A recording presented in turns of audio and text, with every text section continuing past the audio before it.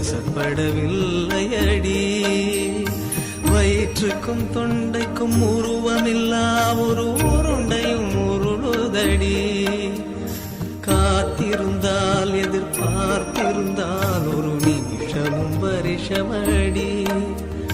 கண்கள் எல்லாம் என்னை பார்ப்பது போல் ஒரு கலக்கமும் தோன்றுதடி. இது சொர்க்கமா நரகமா சொல்லடி உள்ளபடி. நான் வாழ்வது